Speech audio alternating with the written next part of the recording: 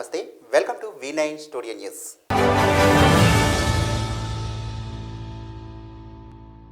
పాత గాజువాక జంక్షన్లో రజక డైరెక్టర్ ఈగలపాటి యువశ్రీ ఆధ్వర్యంలో కొవ్వొత్తుల ర్యాలీ నిర్వహించారు. అగనంపూడి శనివాడలో పాండ్రంకి పావని 14 సంవత్సరాల మైనర్ బాలికను హత్య చేసి ఆత్మహత్యగా చిత్రీకరిస్తున్నాయని మండిపడ్డారు. రేప్ చేసి హత్య చేసిన దిగుమతి నరేష్ ను కఠినంగా శిక్షించాలని, మైనర్ బాలికను ఇంత దారుణంగా కిరాతకంగా చేసిన వ్యక్తిని ఉరి తీయాలని డిమాండ్ చేశారు. ఈ కార్యక్రమంలో ఈగలపాటి యువశ్రీ, జిల్లా సహకార market society chairman Palla Chintali, Ganguluri Rojarani, Umadevi, Eswari మరియు విద్యార్థులు పాల్గొన్నారు.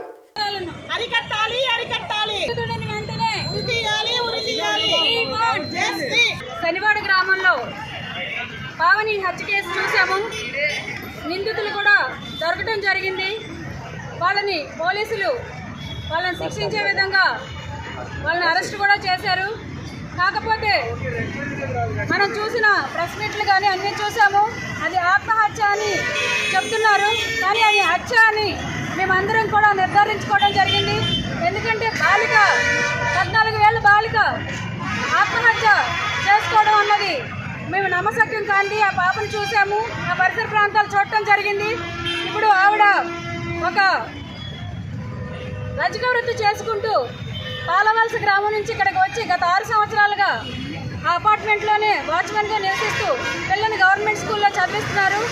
ఆ పిల్ల 12 గంటలప్పుడు లేచి వెళ్ళి మేడ మీదకి వెళ్ళి దూకటం అన్నది అసలు నమ్మశక్యం కాని విషయం. ఎవరైతే నిందితుడు దొరికారో అతను పూర్వాపరాలు కనుక్కుని అతను నిజంగా ఏం చేశాడు ఏంటి అన్నది మీరేదో చుట్టం చూపుగా తీసుకెళ్ళి కూర్చోబెట్టి చెప్తే ఎవడూ నిజం చెప్పడు. వాడిని సెంట్రల్ జైలుకి తీసుకెళ్ళి మొత్తం ఆయన పనిష్మెంట్ ఇచ్చి నిజాలు ఏంటో కనుక్కోవాలి. అలాగే బాలిక ఈరోజు అగనంపూడిలో జరిగిన విషయం తలుచుకుంటే చాలా బాధాకరం. రోజు రోజుకి ఈ సొసైటీ ఏమైపోతుంది, ఈ సమాజం ఎటువైపు వెళ్ళిపోతుంది, ఈ మృగాలు ఉన్న మధ్యన మనం నివసిస్తున్నామా అనేది మనకి తలుచుకుంటేనే ఒళ్ళు గుబురు పడుతుంది.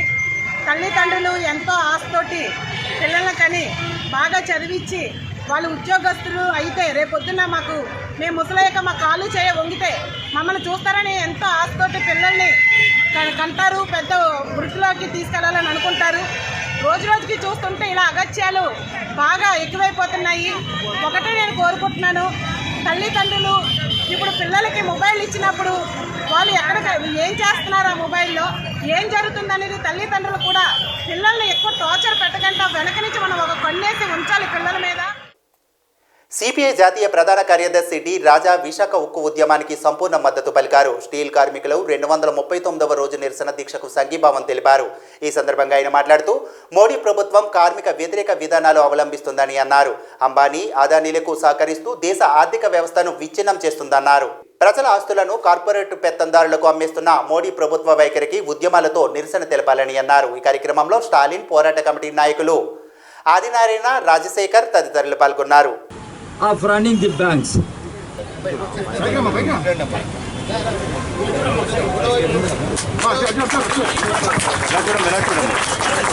మానవాళ్ళు పెద్దవాళ్ళు ఢిల్లీలో మన విశాఖ ఉక్కు ఆంధ్రలోకు అందరి హక్కు, ప్రజల ఆస్తి విశాఖపట్నం స్టీల్ ప్లాంట్ ని ప్రజల ఆస్తిగానే కొనసాగాలని చేసి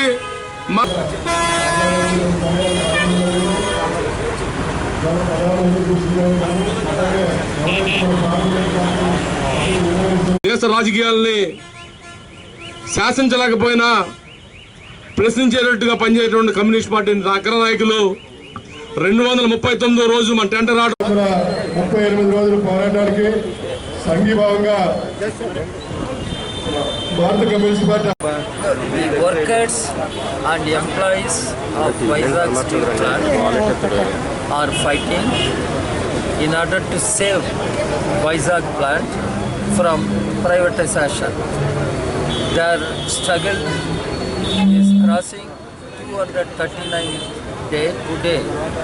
It means they have been conducting a determined struggle in order to save Vizag plant. And as I pointed out, Vizag plant is the pride of the nation. It is the pride of the nation. And Mr. Modi and his government should not privatize this Vizag steel plant. If it happens, it will be disastrous for the entire nation and the economy. తూర్పుగోదావరి జిల్లా రంపచోడవరం నియోజకవర్గం దేవీపట్నం మండలం ఇందుకూరుపేట దుర్గా గణపతి ఆలయంలో ఆలయ ప్రధాన అర్చకులు భగవాన్ శర్మ ఆధ్వర్యంలో జరుగుతున్న దేవీ నవరాత్రి మహోత్సవాల్లో భాగంగా రెండవ రోజు అమ్మవారు బాలా త్రిపుర సుందరి దేవిగా భక్తులకు దర్శనమిచ్చారు. అమ్మవారికి కుంకుమార్చన పూజా కార్యక్రమాలు నిర్వహించారు.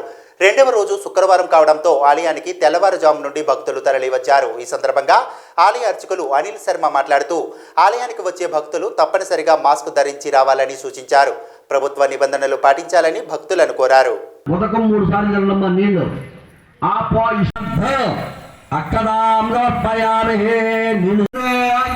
సమస్త శ్రీరస్తో సమస్త సన్మంగళాన్ని భవంతో కళ్ళగొద్దుకోండి. మనగా హారత కర్పూరం ఉంటుంది, కర్పూరం బిళ్ళ తీసుకోండి. మహాచండికా సమేత బాలా త్రిపుర సుందరి దేవతాభ్యై నమః పెట్టి అక్కడ తాంబూలం పెట్టింది. అలాగా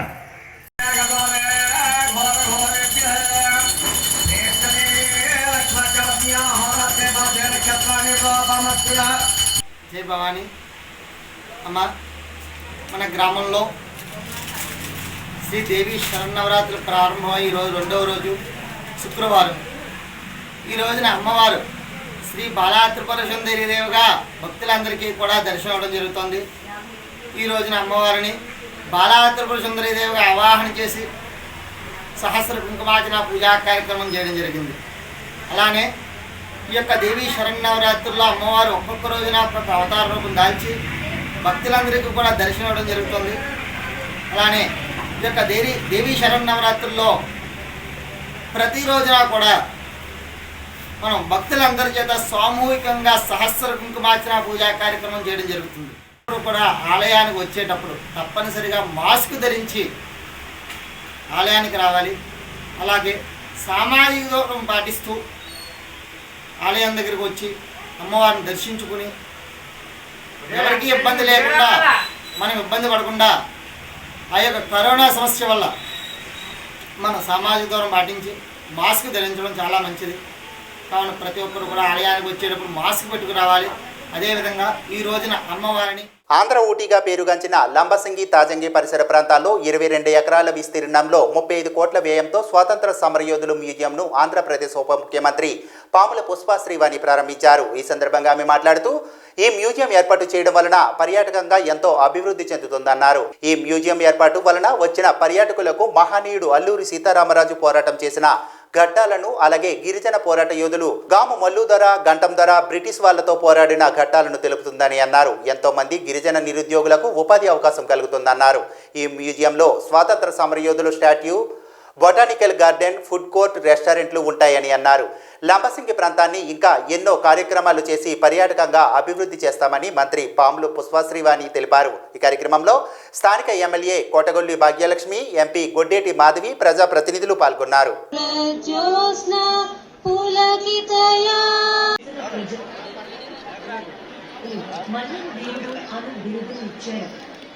అల్లూరి సీతారామరాజు బ్రిటిష్ వారికి వ్యతిరేకంగా తిరుగుబాటుకు మద్దతు తమ తమ స్థానంలో కూర్చోవలసిందిగా కోరుతున్నాం. ఎవరు కేటాయించిన స్థానంలో వారు కూర్చోవలసిందిగా కోరుతున్నాం. దైవిక లక్షణాలను కలిగి ఉంటాయి.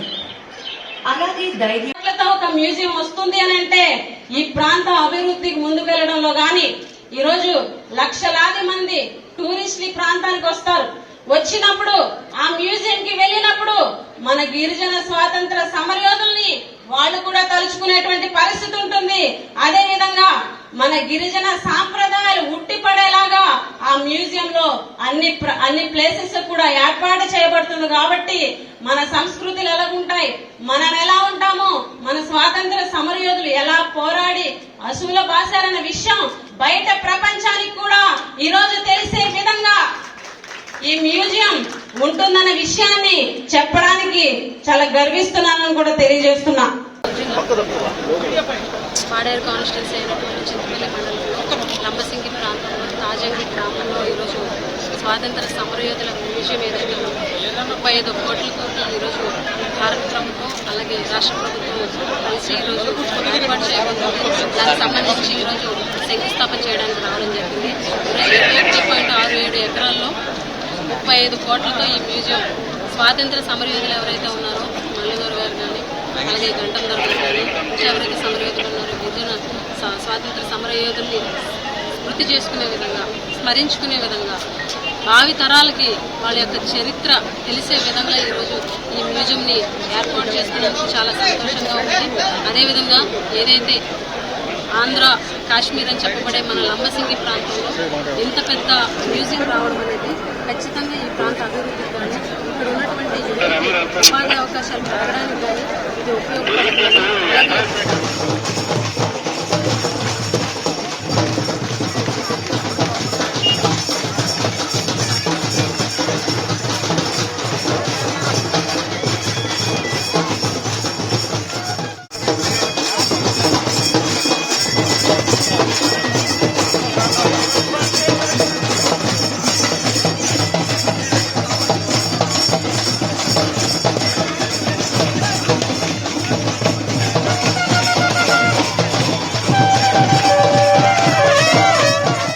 తుఫాన్ బాధితుల కోసం సుమారు 8 కోట్ల రూపాయలతో నిర్మించిన ఇల్లు నిరుపయోగంగా పడి ఉండడంతో అసాంఘిక కార్యకలాపాలకు అడ్డాగా మారింది. వివరాలకు వెళితే శ్రీకాకుళం జిల్లా పలాస కాశీబుగ్గ మున్సిపాలిటీలో అప్పటి ప్రభుత్వం హుదూద్ బాధితుల కోసం 192 ఇళ్లు నిర్మించింది. అన్ని సదుపాయాలతో సిద్ధమైనప్పటికీ బాధితులకు ఇవ్వకుండా ఉండడంతో రాత్రి పగలు అన్న తేడా లేకుండా ఈ ఇళ్లను కొంతమంది అసాంఘిక కార్యకలాపాలకు వాడుకుంటున్నారు. తక్షణమే ప్రభుత్వం బాధితులకు ఇళ్లను అందజేయాలని పట్టణవాసులు కోరుతున్నారు.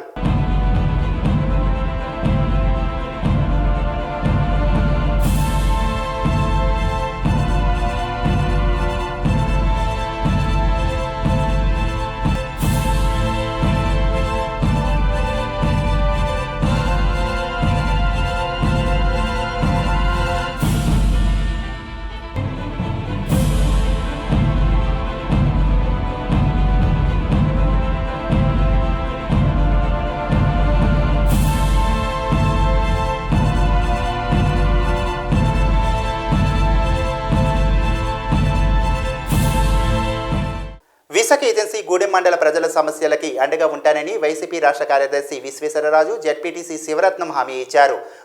గూడెం కొత్తవీధి మండలం మంచుల పంచాయతీ నడిమి వీధిలో విద్యుత్ లేక ఇబ్బందులు ఎదుర్కొంటున్న వైనంపై గ్రామస్తులు చేస్తున్న ఆందోళనపై వారు స్పందించారు. ఈ మేరకు వారిరువురు నడిమి వీధి గ్రామాన్ని సందర్శించారు. ఈ గ్రామానికి వెళ్లడానికి వారు పెద్ద సాహసం చేశారు. ఉధృతంగా ప్రవహిస్తున్న వాగును సాహసోపేతంగా దాటారు. ఈ సందర్భంగా ఆయన గ్రామస్తులతో మాట్లాడారు.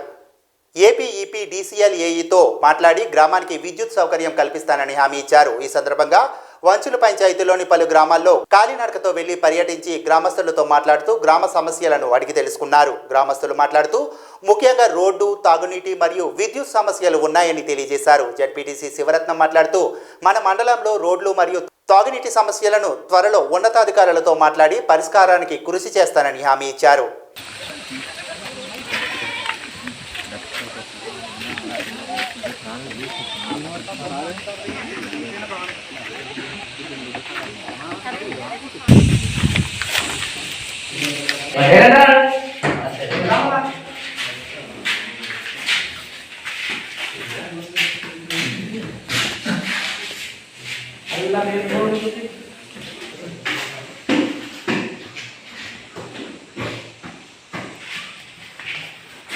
సార్ నమస్తే సార్, చెప్పండి సార్. ఏంటంటే ఇది 10 సంవత్సరాలు ముందుగానే వేసానండి. వేసేమో ఒక 2 ఇయర్ పనిచేసిందండి. అప్పుడు నుండేమో ఈ బీట్లు ఇవన్నీ బీట్లు గట్రా పోయాయి. మన ఇన్వర్టర్ కూడా పవర్ ఇది సరిపోవట్లేదండి. వర్షానికి మళ్ళీ చెట్టు కూడా లీక్ అయిపోయి మళ్ళీ ప్లేట్ కూడా బయటికి ఇదైపోయిందండి. అందుకే లోన ఈ ప్లేట్ లోన పెట్టేసాను. నమస్తే అండి, మీ పేరు? నా పేరు తరుణ్ కుమార్. మా ఊరు నడివీధి గ్రామం, మంచుల పంచాయతీ, జీకవీధి మండలంలో నివసిస్తున్నాను. నడివీధి గ్రామంలో చాలా క్రితం నివసిస్తున్నామండి. మా కరెంట్ లేక చాలా ఇబ్బందులు పడుతున్నాం. సో కరెంట్ లేక చీకట్లో చాలా రోజుల నుండి చాలా ఆర్థిక పరిస్థితుల్లో నివసిస్తున్నామండి. మాకు చాలా కరెంట్ వస్తుందని చెప్తున్నాం. పై అధికారులు తీసుకెళ్ళినా ఎటువంటి సౌకర్యం కల్పించట్లేదు. ఓట్లు వేయించి గెలిపించిన తర్వాత కరెంట్ వేస్తామని వేయించట్లేదు. సో ఆడవాళ్ళైతే ఇంకా ఇబ్బంది పడుతున్నారు మాకు కరెంట్ లేక. అలాగే రోడ్ సౌకర్యం లేక కూడా మేము ఏదైనా సౌకర్యం తెచ్చుకోవాలన్నా ఇక్కడనే బయటకు వెళ్ళాలన్నా చాలా ఇబ్బంది పడుతున్నాం. వర్షాకాలం అయితే ఇంకా పెద్ద పెద్ద కాలువలు వస్తాయి, గుంటల వల్ల నడవడానికి ఇబ్బందిగా ఉంటుంది. మండలంలోని వంచుల పంచాయతీలో అతి మారుమూల గ్రామం నడింవీధి గ్రామంలోని గత టీడీపీ ప్రభుత్వం హయాం నుంచి ఏదైతే కరెంటు సదుపాయం లేదని చెప్పి ఈరోజు ప్రజలందరూ కూడా నిన్న ఏదైతే ఆర్టికల్ రావడం వల్ల ఈరోజు మా స్థానిక ఎంపీటీసీ గారు అలాగే సర్పంచ్ గారు కలిసి మేమంతా కూడా గ్రామాన్ని సందర్శించడం జరిగింది. వాళ్ళందరూ కూడా ఒకటే చెప్తున్నారు ముక్తకంఠంతో, టీడీపీ హయాంలోని అందరికీ దుర్మార్గమైన పాలన అందించినటువంటి చంద్రబాబు నాయుడు ఈరోజు ఎంత అన్యాయం చేస్తున్నట్టు గిరిజనులకి అంత అన్యాయం పాలనలో చేశారు. కాబట్టి ఈరోజు వైఎస్ఆర్ కాంగ్రెస్ పార్టీ హయాంలో ఖచ్చితంగా ఏదైతే ఇప్పుడు మారుమూల ప్రాంతాలైనటువంటి ప్రాంతాలు ఎక్కడికి కరెంటు సదుపాయం లేదో వాళ్ళందరికీ కూడా కరెంటు సదుపాయం కల్పించాలనుకుంటూ ఈరోజు డిఈ గారితో ఏఈ గారితో మాట్లాడి ఖచ్చితంగా ఇక్కడ కరెంటు సదుపాయం కూడా కల్పిస్తామని చెప్పి ప్రజలందరికీ చెప్పడం జరిగింది. Joint commissioner west zone DCP AR Srinivas media సమావేశం నిర్వహించారు. ఈ సందర్భంగా ఆయన మాట్లాడుతూ నకిలీ గోల్డ్ రింగ్స్ పేరుతో మోసాలకు పాల్పడుతున్న గ్యాంగ్ను అరెస్టు చేశామన్నారు. భాస్కర్ అనే వ్యక్తి గోల్డ్ రింగ్ తాకట్టు పెట్టి మోసాలకు పాల్పడుతున్నారని, 3 నిందితులు కలిసి సిటీలో పెద్ద ఎత్తున మోసాలు చేశారని, సిటీలో చాలా ఏరియాలలో ఇలాగే మోసాలకు పాల్పడి 40 లక్షల వరకు మోసం చేస్తూ దొరికారని తెలిపారు. నకిలీ బంగారానికి హాల్మార్క్ ప్రింట్ చేసి నమ్మిస్తున్నారని తెలిపారు. వ్యక్తి భాస్కర్, ఈడిద భాస్కర్ అనే వ్యక్తి ఒక illegal business of mortgage, gold rings mortgage చేస్తూ అతను చాలామందిని మోసం చేయడం జరిగింది. దీంట్లో వెంకట్ రెడ్డి అనే ఒక వ్యక్తి మీద అనుమానంతో సమాచారం ఇస్తే ఇమీడియట్గా మన crime team headed by inspector అతన్ని అరెస్ట్ చేయడం జరిగింది. ఈయన పేరు బొబ్బా వెంకట్ రెడ్డి. ఇతను అలియాస్ కొండల్, 59 years. ఇతను native of Guntur, resident of Jawahar Nagar. ఇతను ఇంకా ఇద్దరు కలిసి Eedida Bhaskar alias Bhaskar, 51 years, native of Borabanda. ఇంకొక అతను హరివర్ధన్. ఈ 3 కలిసి పెద్ద ఎత్తున ఈ పాన్ బ్రోకర్స్ని మోసం చేయడం జరిగింది. దీంట్లో వీళ్ళ ఎమ్మో ఏంటంటే ఒక సిల్వర్ రింగ్ మీద గోల్డ్ ప్లేట్ చేసి అది గోల్డ్ రింగ్ కింద వాళ్ళు పాన్ బ్రోకర్స్ దగ్గర దాన్ని ప్లెడ్జ్ చేసి మార్టిగేజ్ చేసి సిటీ మొత్తం చాలా ఏరియాస్లో వీళ్ళు డబ్బు ఇట్లా మోసం చేసి సంపాదించడం జరిగింది. దీనికి సంబంధించి వీళ్ళు సుమారు ఒక 208 పాన్ బ్రోకర్స్ దగ్గర వీళ్ళు ఈ రింగ్స్ని ప్లెడ్జ్ చేసి మార్టిగేజ్ చేసి సుమారు 40 లక్షల వరకు నగదు వీళ్ళు వాళ్ళ దగ్గర తీసుకొని మోసం చేయడం జరిగింది. ఇట్లా అనుమానం వచ్చిన వెంటనే వీళ్ళు మనకి ఇన్ఫామ్ చేస్తే కొంతకాలంగా వీళ్ళ మీద ఇన్ఫర్మేషన్ పెట్టి ఈ ఎవరైతే ఈ అక్యూజ్డ్ ఉన్నారో ఈడిద భాస్కర్, తర్వాత వెంకట్ రెడ్డి, హరివర్ధన్, వీళ్ళ 3 అరెస్ట్ చేయడం జరిగింది. ఈ వార్తలు ఇంతటితో సమాప్తం. మరిన్ని వార్తలతో మళ్ళీ కలుద్దాం. నమస్తే.